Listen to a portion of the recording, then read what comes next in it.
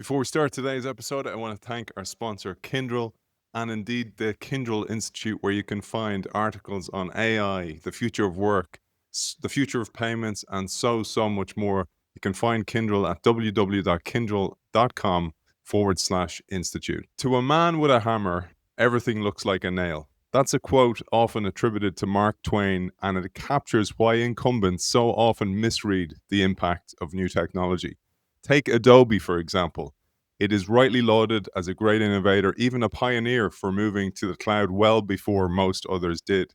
Yet, while it changed its business model, it didn't reshuffle its mindset. It carried over the architecture from the desktop era to the cloud. By contrast, a more mentally nimble startup with no baggage, no mental baggage, Figma, reimagined design itself. It shifted the unit of work from the file to the element, reshaping collaboration, coordination, and ultimately the structure of the entire industry. This is the bigger lesson. Incumbents often mistake adoption for adaptation. And in the age of AI, bolting new technology onto old architectures won't be enough. The winners will be those who rebuild or reshuffle their mindset around what AI makes possible. Our guest today has spent his career unpacking these shifts. He is the best-selling author of Platform Revolution. I have it here beside me, a book that I've had a long time on my shelf. He's been on my list for a long time. Also, he's written Platform Scale, and most recently, his book Reshuffle, Who Wins When AI Restacks the Knowledge Economy. Sangeet Paul Choudary, welcome to the show. Thank you, Aidan. Absolute pleasure to be here. We're going to talk particularly about that amazing case of Figma, and particularly Figma versus Adobe, which I find so fascinating. That Adobe, I've written about them, you've written about them, they were great innovators, and they were innovators in adopting a new technology. But as we see so often, they fail to then to make the shift to the new technology when a new one or a reshuffling of the landscape comes in.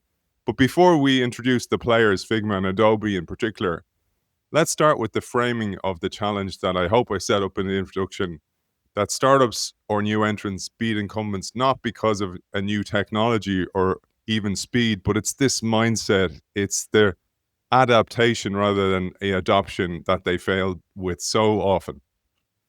That's absolutely right. When we move to a new technology, when a new technology comes in, there are fundamentally new architectural properties of the new technology. So the way desktop software used to work is very different from the way cloud hosted software works. And the way traditional software works is very different from the way an AI first solution would work. And we use these terms cloud first, AI first, very loosely. But behind this, there is a fundamental change in the nature of the solution architecture that you can create. A very simple example, if I take, the shift from desktop to cloud, was that you could see the shift as purely a shift in channel. You could see the shift as purely a shift in how you deliver your solution or how you monetize your solution. Instead of selling one-time licenses, you go to subscription.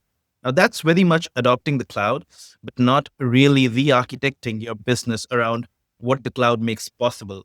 And I think that's one of the key issues that we see when we look at how Adobe moved to the cloud and how Figma moved to the cloud. Figma re-architected its business around the architectural properties of the cloud. So I'll pause there. I'm happy to go deeper into that, but it's really understanding that the new technology offers you fundamentally new ways to re-architect the logic of how a certain industry works. We've seen that with the cloud. We're seeing that with AI, and that's really the opportunity whenever technology shifts happen.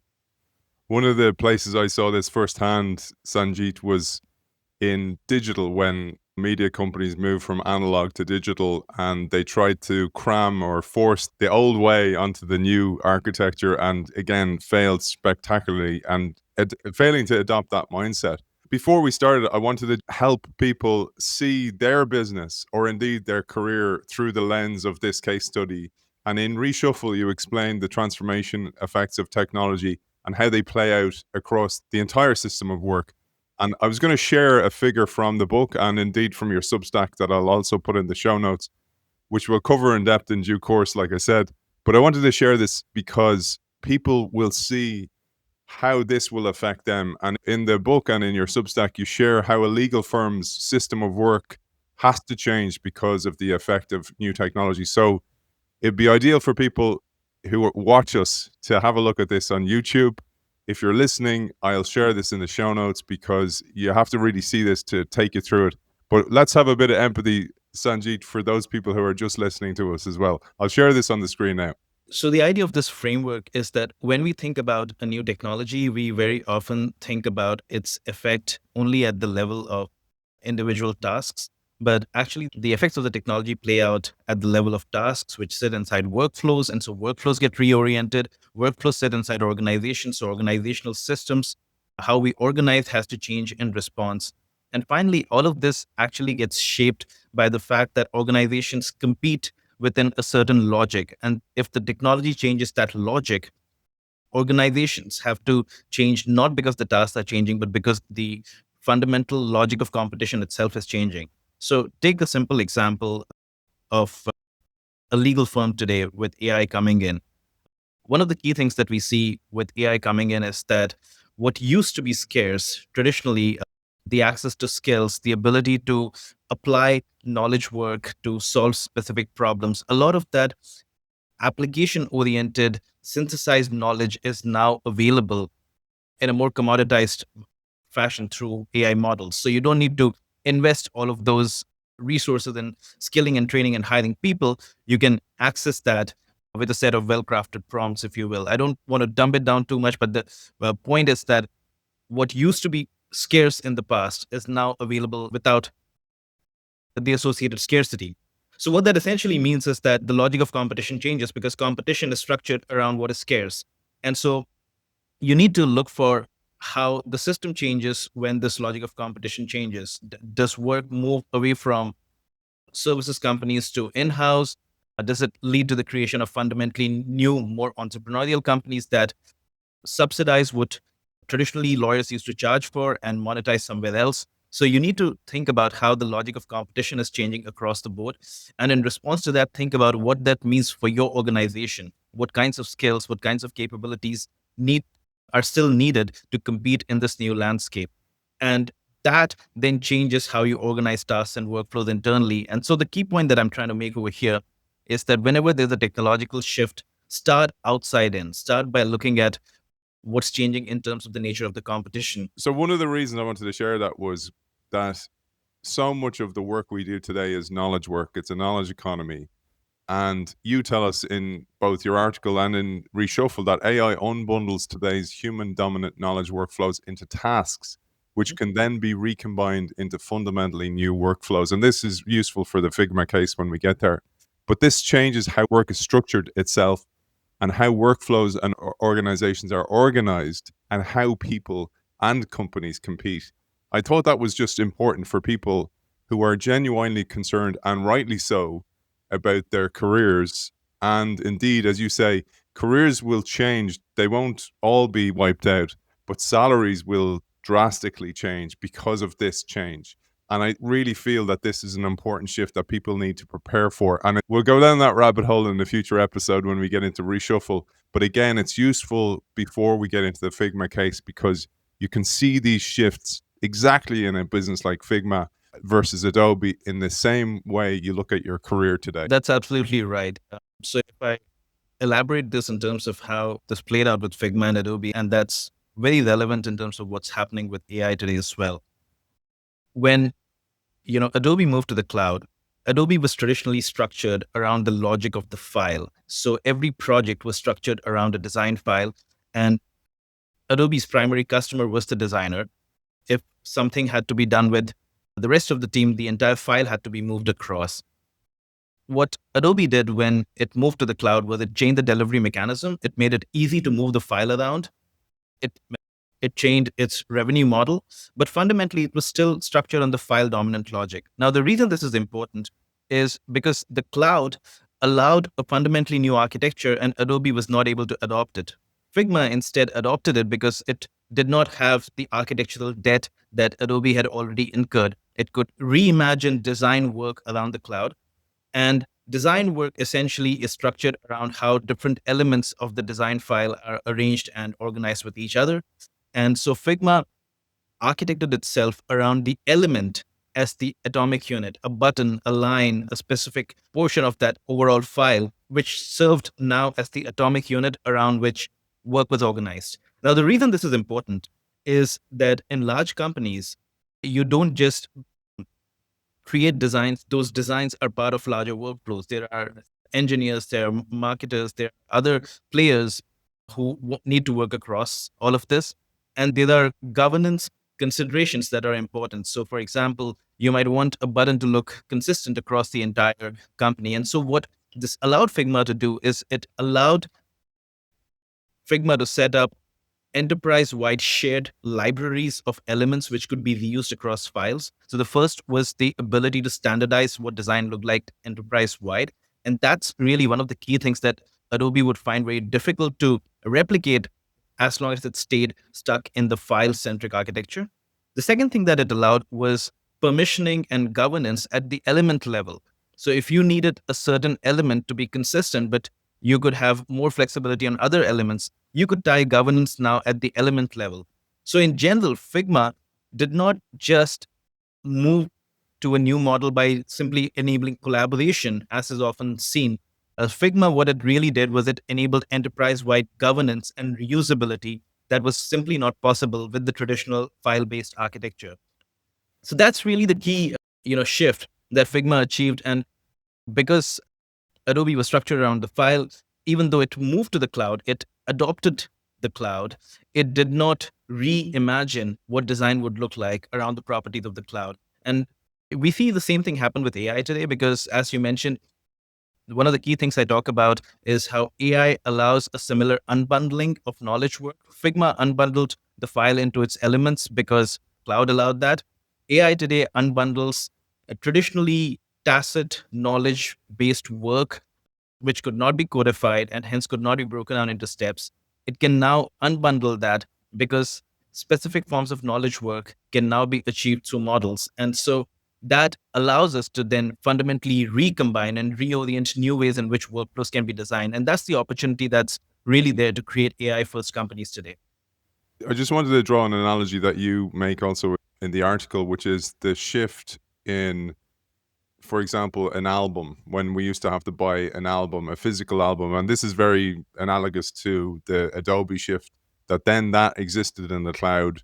I could buy just, for example, a song from that album, which for some people, they believe the whole album is important. But for a lot of people, they just listened to one or two songs from the album and maybe bought the album because they had to and didn't listen to the rest of it. And that explosion or that unbundling of the album as the entire file down to the song, and I could purchase that song, drove down the price in a huge way. But it changed the ecosystem and then gave way to things like Napster, for example, first, but then iTunes and Spotify, etc. Let's just draw that analogy because I think that's really helpful for people who are not. I use Figma, I understand Figma, but many people won't understand that in a way. When you use something like Adobe, even in the cloud, you had to have certain software to do so. You had to understand how files worked. You had to use Photoshop, for example, which was a big, massive file, which meant your computer had to be able to handle that as well. So there was a whole ecosystem shift here that's quite important. And once you get this, you'll understand why the shift was so dramatic. There's a whole range of factors that prevent the incumbent from moving over to the new ecosystem architecture. And it's not because the incumbent is slow or is risk averse. All of those might be issues, but even if the incumbent does not have those cultural challenges, it's just architecturally prohibitive for the incumbent to move in this direction. So some of the points that you mentioned, which I talk about in the article, the fact that this whole file-based architecture was what Adobe was centered around, it assumed significant computing resources, and that worked very well when you worked on a desktop model. But what it prevented you from doing was having multiple players across the workflow all be able to work on the same file, because all of them would need to have similar computing resources to load those files. The files or the interface itself was very much structured for design, that is for execution, rather than for collaboration and for co-authoring, co-execution. And so moving that was another challenge. To some extent, Adobe sorted the interface piece of it, but that's again something we see that you could, make a similar interface, but if the underlying architecture is fundamentally different, you can't achieve what's possible with the new architecture. There were other less obvious issues in the sense that when Adobe opens up its APIs and allows other partners to integrate with the file, it can do that at the level of a file. So you can move files around, you can change permissions, you can make edits all at the level of a file. Figma can open up APIs at the level of an element. So you can have an external tool make specific changes to a specific element or make specific changes to the governance of an element in the shared library, all of which is not possible with the Adobe based architecture. So there are, as you mentioned, many different shifts because of which you simply cannot port your old ecosystem onto a new ecosystem. You may actually have the same partners. Adobe and Figma might have the same partners, but the way those partners work with you is fundamentally different because of this difference in architecture. One of the key shifts was the shift in the organization itself. And I felt this was so important for people who work in innovation. A lot of the listeners of this show, Sangeet, work in innovation, they're innovation workers, but their budgets lie with them rather than at a governance level. And that's a really key term. And you write in the article, in execution led tools, software is paid for by the teams doing the work, designers, engineers, and marketers, for example, for Figma, because the tools help them complete specific tasks faster. But in governance led systems, value comes from managing consistency, control, and coordination across the organization. The budget often shifts upward because the tool becomes strategic infrastructure rather than just a productivity aid. That is such a key point. And oftentimes, the success and actually death of a project can lie there as well, because now it's front screen. They can see actually where how much is being spent as well. So it can have positives and negatives. That is absolutely right.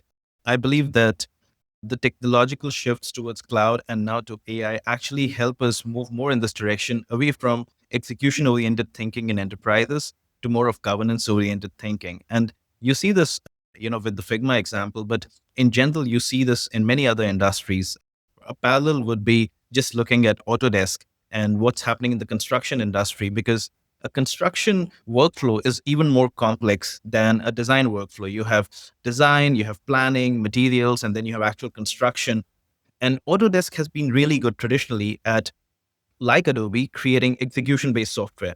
But if you look at what Autodesk is doing now, it's investing entirely in creating governance layers across its software. So, what Autodesk Construction Cloud does is it's really trying to do what Figma did in design and create end to end governance layers across all of its software. And I believe that's a secular shift that is happening across industries, because both the fact that the cloud modularizes computing capabilities, it unbundles compute, storage, etc., from infrastructure, and AI unbundles knowledge work from the underlying skills. And because of that, all of these can be recombined into fundamentally new workflows, and that's why governance becomes so important. There's three major shifts you talk about here. We've talked about the first one, which is work. And in the Adobe case, the shift that Figma made to the cloud, but also the element-based architecture broke Adobe's control over the unit of work. The second was organization, where the value shifted power from execution to governance. And the third is industry. And this is where it eroded Adobe's closed loop power and changed the industry structure. I'd love to just lean into that a little bit, because again, if people understand this as a pattern, not particularly a case study, but a pattern that you cover in your books and cover in particular in Reshuffle, they can understand how this is going to affect them. Yeah. And I think, to your point, exactly. The third point is the least understood, but it's actually the most important. And that's what I talk about when I say the rules of competition change. So if you look at Adobe or you look at Autodesk, both of them have sort of built quote unquote kingdoms around their file based traditional execution software. And so even though they realize the logic of governance is becoming important, they cannot abandon their traditional software kingdoms. And so they try to lock in governance with their existing products. What we instead see startups do is, because they don't have existing execution oriented products, they can reimagine a governance first solution. So when you imagine a governance first solution, you kind of break this lock in. So if you look at Adobe or Autodesk, both of them work on the model of works with Adobe or works with Autodesk. So they create an ecosystem, but it's more of tools that work best with Adobe or Autodesk. It's not a fundamentally open loop ecosystem where no matter where your work gets done, we'll still govern it. But the opportunity in both of these workflows is really to create these fundamentally new governance layer startups. And we're seeing that happening in both industries. Figma is clearly a winner. Canva is another example. But even in the construction side, we have companies like BuildDots, etc., coming in, which are tool agnostic and creating tool agnostic governance layers. So that, to your point, the shift happens at every level. You don't just serve execution at the task level, you serve every stakeholder in the workflow and you govern across it. And hence that changes how you think about things organizationally. But most importantly, it changes how closed or open the ecosystem can be. Because for governance oriented workflows to work well, you need a fundamentally more open ecosystem. You work with all these Fortune 500 companies. One of the things is it's not just about learning, but it's about unlearning. So they found a way that works. It's that way has been successful. The more successful it is, the harder it is to let go of that way that works. Hence the case of Adobe. And that's a cycle that's persistent. And what I find so fascinating and why I do the show genuinely is because these are templates of disruption that you see time and time again. And when you cover enough of them, you just see the pattern. The pattern's there. And again, another quote attributed to Twain is history doesn't repeat, but it rhymes. Right. And that's what we see time and time again. I'm sure you're sick about telling companies about this, but it's not just about the learning curve, but it's about the forgetting curve. I think the forgetting curve, you absolutely nailed it. That's more important than ever today, and it's going to become progressively more important. And I write about this in Reshuffle in terms of why that's happening. The reason this idea of unlearning is so important is because in the industrial age, especially the post-war age from 1950 to, say, the early 2000s, most companies largely struggled with what we call operational uncertainty. So demand goes up and down, there's cyclicality, there are supply chain shocks. These are all operational uncertainties. They are uncertainties within a fixed structure. Today, what most companies struggle with is structural uncertainty. The structure of industries is up for grabs. Your competitors do not look the same as they did in the past. Industry boundaries blur. Your the vectors on which products compete change all the time. What used to be monetized can suddenly be subsidized. Google Maps doing what it did to TomTom, or Instagram doing what it did to Kodak. And so the real point over here is that we are in a world, especially over the last 20 years, where structural uncertainty is accelerating. And the dominant way to respond to operational uncertainty was to just create better buffers. So if your supply chain breaks down, create a buffer. If demand is cyclical, create a buffer. So there were ways to respond to operational uncertainty which would smoothen it down. Structural uncertainty, you can't respond to it by creating buffers. You have to unlearn what used to work in the past. You have to start again. What's the atomic unit of what's changing? We talked about the atomic unit of work, but really, what are the fundamental parameters of what's changing? You need to really think about that at that level and then reimagine what value and a powerful position in your industry would look like given these new realities. So in general, for executives, I would say that it's really important to ensure that you're not responding to structural uncertainty with operational tools. We've seen this repeatedly happen. Yahoo is a classic example. The structure of the internet was moving from pages that were difficult to produce to anybody can produce pages. And so editorial curation could no longer work. Algorithmic curation had to work. So Yahoo invested heavily in agile. It pioneered Scrum in many ways. And so a lot of operational tools that create operational agility were there at Yahoo, but they were confronted with structural uncertainty. So you can't address structural uncertainty with operational tools. You have to unlearn, you have to figure out what's fundamentally changing, and then you have to really reimagine what your business looks like with that new reality. On a business level, so I'm a leader of an organization, or maybe I'm somebody who has been tasked with changing the future of the organization. Oftentimes, as you say, the first thing they'll do is lean into technology or maybe get people tooled up in AI, for example, at the moment. Let's get everybody on an AI course. One of the things I get from understanding your work and indeed reading the books that I do is it starts first with a mental shift, a mental agility shift in the organization and a willingness to learn. And I think that I'd love you to share your thoughts on that. People get stuck because they're experts, and that expertise trap leads them down the path that we've seen, for example, here with Adobe versus Figma. Yeah, that's absolutely right. Because when you are confronted with what I've called here structural uncertainty, expertise is actually a trap, because when the structure is changing, the rules of the game are changing. And so you cannot be stuck being an expert. You could survive. I mean, there are companies that have survived over time, but they no longer command the premium that they do because they are still stuck being experts in an old frame. And so expertise that is resistant to learning is actually a liability in a period of structural uncertainty.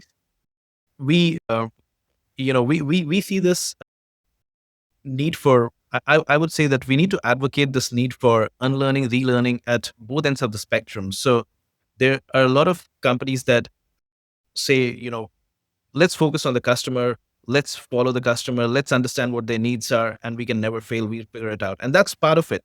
I think you can absolutely never move your eye away from the customer. You need to be very clear about what problem you're trying to solve and how you go about solving it. But at the same time, you also need to really rethink what tools and capabilities are available to you in order to solve those problems. And you need to have that supply side lens that everything we know about our industry could fundamentally change tomorrow or is changing at the moment. So you can't simply layer on new technologies onto old ways of thinking about your capabilities. You have to reimagine what capabilities, what new capabilities are made available because of a technological shift. Very much what Figma did with seeing the cloud and seeing what was possible, and hence what previous constraints could be released. You no longer needed to have highly powerful computers to run the software. You could run the software on the cloud, and that fundamentally changed who could be your customer. And so you really need to bring that unlearning to capabilities as well and not dismiss what's possible with the shift that's happening. On a different level than on a personal level. So organizations, we're seeing this where there's either a freeze on new hires, so lower level hires because of AI, people are now using AI instead of that, or there's a letting go of people in favor of AI. But in doing so, one of the fears I would have is that you're not bringing in that new mindset. And I was thinking about how Figma, it's not even that like somebody from Adobe left and built Figma because they wouldn't listen to them inside Adobe, kind of like we saw with Zoom and Cisco with Eric Yuan, or many times case studies of that where the frustrated engineer or the frustrated executive goes, okay, screw you guys, I'm going to do it myself, and builds a company. But by not bringing in new blood, you're not bringing in new mindsets and new capabilities. Like I'm sure somebody in Figma sees the world the way they've built the world rather than the way Adobe had built the world because they come in at a different level in time. And in doing so, and then not hiring those new blood or those new capabilities or those new mindsets, you don't inject a new DNA into an organization. I'd love you to share some thoughts on that. I think that's certainly a challenge. And it's not a challenge at just at the level of entry level folks, but it's a challenge across the board. When we are in an environment where your ability to solve customer problems are no longer limited to your traditional capabilities. You could be getting capabilities from other industries. Today, insurers need to be really good at understanding AI. And if you think about traditional insurance, they may not have really had access to those capabilities. And similarly, if you're building a car today, you're no longer building it on the traditional gas-based model. You need to understand self-driving, you need to understand electrification, you need to understand connected vehicles. And so this convergence makes it all the more important that you constantly look for fresh blood who is not stuck within the assumptions of your traditional industrial ways of working. It requires that you think about even internally structuring your teams so that teams are not specialist teams as much as they are working on subsystems where multiple specializations work together, have their ideas bounced off, and get to learn from each other and innovate at the intersection of those capabilities. And so a lot of innovation potential really lies not in eking out more from what already you do well, but in really bringing the intersection of vastly different capabilities together and the skills behind it to create something fundamentally new. And so I absolutely agree with the point that you need to strategically think about what you do about your talent. It's not AI replacing talent. You need to think about AI to replace your competitiveness. You need to reimagine your competitiveness. And then, given the new logic of competition, think about what's the right talent and the right capabilities. As long as you keep thinking about AI versus talent, you're sort of, shuffling deck chairs on the Titanic. And on an individual level, then finally, so I hinted to this inside some of the descriptions, is that AI won't necessarily get rid of your career, but it will affect your salary. That was Right. one of the points that you make. And actually, it's one, I think you wrote this in one of your Substacks as well. And I'll link to your Substack. I'll link to these individuals' articles as well as the books as well, Sangeet. But I'd love you to share on a high level what you mean by that and how we can prepare for that shift. Yeah, absolutely. And this is a very central thesis of my book, Reshuffle, that today we think about AI in terms of automation and augmentation. We think of AI as taking our job or making us better at our job. And exactly your point, AI won't take your job, but someone using AI will, is sort of couched in that same logic. But what all of this assumes is that there are only two ways that the effect of AI will play out, and that your job will largely remain the same. You either continue to do it, or somebody else who learns the tools better starts doing it. What this fails to account for is that there are two fundamentally different shifts that happen when AI comes in. You learn to use AI, and yet you might potentially lose out if you don't understand how these two shifts happen. The first is about your pricing power. So, your pricing power has traditionally been tied to certain skills that you've acquired. If those skills get automated and replaced by machines, that's a different issue. We understand the problem with that and we see that as a threat. But even if you start using AI and you get better at doing what you do, what ends up happening is you'll see a flattening of skills across the industry, because people with lesser skills will now be able to perform more now that they are complemented by AI. And there are tons of research studies that have proven this out with every generation of technology, but especially with AI, that there's a flattening of skills. And what that then does is that it increases the supply base of potential competitors to your job who would bring the same skills. So if you're really just relying on skills and relying on AI to get better at delivering what you were doing, then you're getting into a place where your skill premium will gradually get flattened because many others would have access to the same thing as well. The second thing is about agency. And we see this in the case of the Uber driver. I call this a distinction between above the algorithm and below the algorithm jobs. So, an Uber data scientist versus an Uber driver. An Uber data scientist is very much a capitalist because he owns stock in Uber. He builds algorithms that then orchestrate how these drivers work. But the drivers have absolutely no agency. They can't choose, the nature of the ride. They can't choose the pricing of it. Even if they get a 5 star, that does not allow them to charge more. The pricing is fixed. So, in many ways, the agency is brought down. And today we see this with Uber and delivery workers. Tomorrow we may see this with other things, nursing staff, caregivers. We're seeing algorithmic scoring and coordination happening increasingly in work. So, these are the two effects that the more you rely on technology, the more you could open yourself to being commoditized. The more you get commoditized, as Uber drivers did when they started using Google Maps, anybody could navigate the city now. The more you get commoditized, the more algorithms can start managing your career trajectory and your outcomes. And so you need to think about value and agency, which brings us to the question, which is your main question: how do you think about your job in this scenario? So you really need to, again, as I said, don't just focus on your job as it is today and the tasks within it. Those jobs make sense in today's system. If the system changes, if the nature of competition changes, and hence if organizations shift how they want to structure skills and capabilities, you'll have to think about what are scarce skills and capabilities in this new system. And then think about setting up or rebundling your job around that. So just like your point about albums, when albums got unbundled into individual music files, you had Napster. But then you eventually had Spotify where they were rebundled into playlists. And the rebundling was about the new system, because in the new system, attention was scarce. And so it was really a consumer centric rebundling rather than a producer centric or artist centric or label centric bundling that used to be in the past. So think about rebundling your job. What is scarce in the new system? Where does the new system break down? What are the key risks?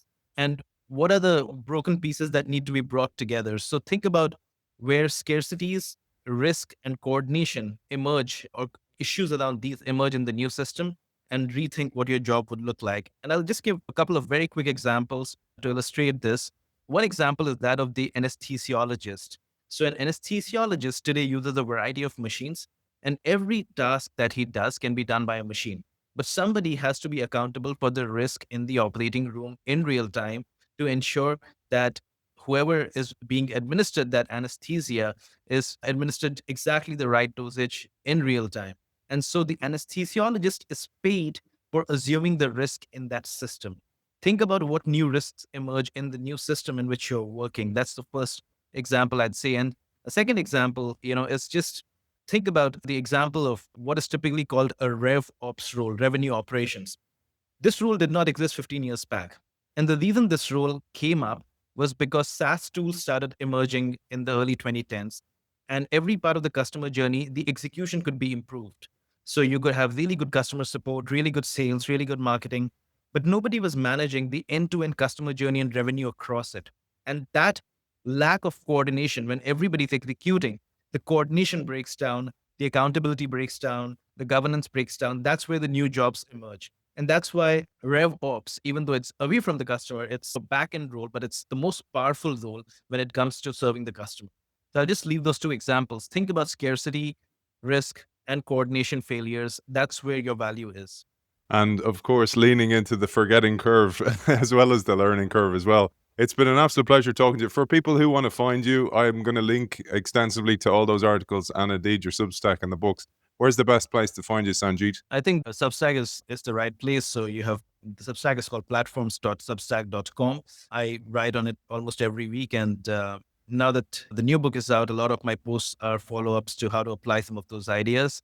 And you can look for Reshuffle on Amazon. You can look at my website, platformthinkinglabs.com. These are three different places. And for people who are interested in Reshuffle, I'm going to cover it extensively in the new year with Sangeet. One of the big problems for the show, for people who keep sending me recommendations of people to have on the show is booked out for 4 years. So it's difficult to find when a new book comes along like this, and I really want to cover it, it's difficult to find an opportunity to do so. And indeed, I'm going to find space in the new year to cover Reshuffle because it's an essential book for this massive shift we're seeing on every level of society as well. It's been a pleasure talking to you, author of The Platform Revolution and Reshuffle, like I said, Sangeet Paul Choudary.